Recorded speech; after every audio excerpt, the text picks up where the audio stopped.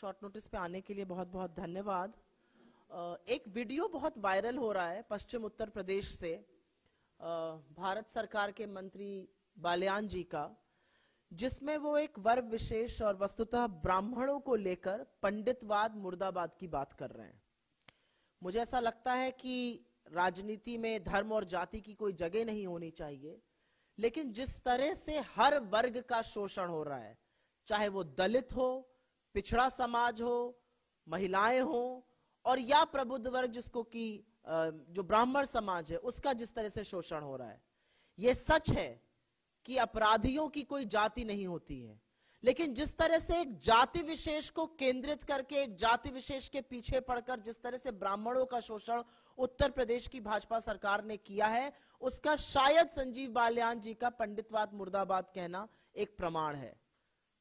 मुझे लगता है कि राजनीति में जाति की जगह होनी नहीं चाहिए, लेकिन जाति विशेष को केंद्रित करके जाति विशेष का शोषण कर कर उनके खिलाफ गालियां करके उनके खिलाफ नारे लगाकर ये कौन सी राजनीति करने की कोशिश भाजपा की सरकार कर रही है।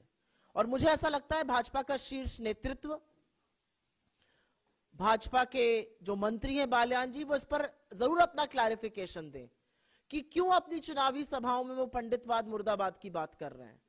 सबको पता है कि किस तरह से ब्राह्मणों का शोषण हुआ है उत्तर प्रदेश में, और ये सच है, दलितों का, माइनॉरिटीज का, पिछड़े वर्ग का और ब्राह्मणों सबका शोषण एक समान हुआ है। तो सच ये बात है कि किस वर्ग का शोषण नहीं हुआ है, और इसीलिए ये जाति विशेष का ये गंदा नारा मुर्दाबाद करके भाजपा ने फिर से अपने चाल और चरित्र का परिचय दिया है, और उसकी हम घोर भर्त्सना करते हैं। और हम ये बताना चाहते हैं कि जिस तरह से जाति को फोकस करके आप अपराधी पकड़ते हैं, अगर ब्राह्मण है तो आप उसको अपराधी घोषित कर दीजिएगा। तमामों ऐसे लोग आपकी पार्टी में बैठे हुए हैं जिनकी आप टोह तक नहीं लेना चाहते हैं। सच ये है कि आपका दलित विरोधी, पिछड़ा विरोधी और ब्राह्मण विरोधी चेहरा साफ होता जा रहा है, और ये जनता देख रही है। लेकिन उत्तर प्रदेश की सरकार को, भारत की सरकार को और भाजपा के सभी नेताओं को हाथ जोड़कर इस तरह के भद्दे, गंदे, घिनौने नारों के लिए माफी मांगनी चाहिए।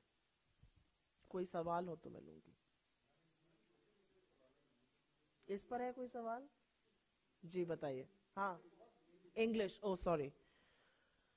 We have come across a viral video in which Union Minister Mr. Sanjeev Balyan has been making some very derogatory remarks against the Brahmins in Uttar Pradesh.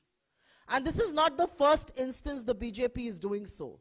If you actually turn back and see, there are various instances of the Dalits being oppressed, about the backward castes being oppressed, and the Brahmins being oppressed alike. Brahmins in Uttar Pradesh feel, and perhaps rightly so, that they are targeted because of their caste. Crime in UP is decided not on the basis of what the crime was, but on the basis of which caste was the person belonging to. And I think it is the duty of the elected chief minister, the prime minister, the BJP president and the minister in question, Sanjeev Balyan, to clarify that why was he saying Panditwad Murdabad in his rally. I strongly believe that there is no place for religion and caste, and should not be there any place for religion and caste in Indian politics, but to target castes, to malign them, to say the kind of things that the BJP is saying, I think is extremely, extremely shameful, and we definitely condemn it in the strongest possible way. Ji.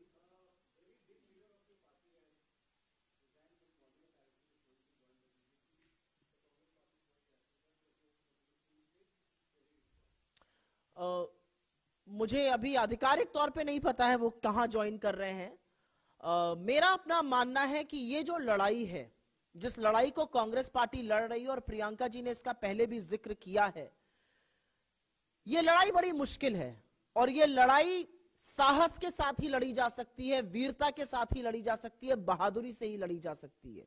क्योंकि ये लड़ाई आप एक दंभकारी सरकार, उनके अहंकार, उनकी agencies, पूंजीवाद, हर तरह के लांछन के खिलाफ लड़ रहे हैं, और इसको लड़ने के लिए बूता चाहिए। ये सच की लड़ाई है, ये सिद्धांतों की लड़ाई है। इसको लड़ने के लिए बूता चाहिए, इसको लड़ने के लिए वीरता चाहिए, साहस चाहिए। और जैसा कि प्रियंका जी कहती हैं, कायर इस लड़ाई को लड़ नहीं सकते।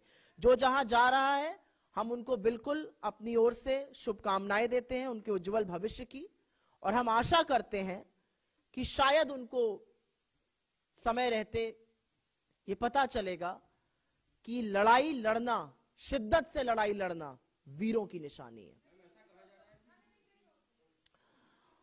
It has been brought to my notice through you that the leader is quitting. I still do not know where is he joining, but from this platform I would only want to say that the kind of battle of ideology, the kind of fight that the Indian National Congress is putting up all across the country, and particularly in a state like Uttar Pradesh, is a battle against the government's resources, is a battle against agencies. It's a battle of ideology. It's a battle for truth. And to fight a battle as strongly pitched as this one, you have to fight it with courage. You have to fight it with a lot of dedication. I don't think this is meant for the coward. And like Priyanka ji has said, you need to be on your toes.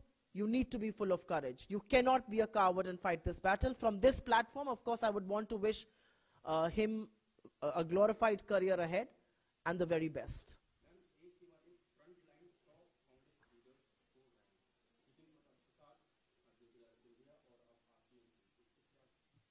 मैंने इसका जवाब दिया आपको, और मैंने जवाब मुझे लगता है बिना शब्द भींचे दिया। इस जवाब को देने का सिर्फ एक ही तात्पर्य है, जैसा कि प्रियंका जी कहती हैं, ये लड़ाई साहस की है, ये लड़ाई सच की है, ये लड़ाई आइडियोलॉजी और सिद्धांत की है। और मुझे नहीं लगता कि कोई भी व्यक्ति कांग्रेस में रहकर हमारी बिल्कुल विपरीत आइडियोलॉजी की पार्टी में जा सकता है। शायद ये काम कायर ही कर सकते हैं। इसको लड़ने के लिए, इस लड़ाई को जीतने के लिए बहुत बूता चाहिए। धन्यवाद। Thank you.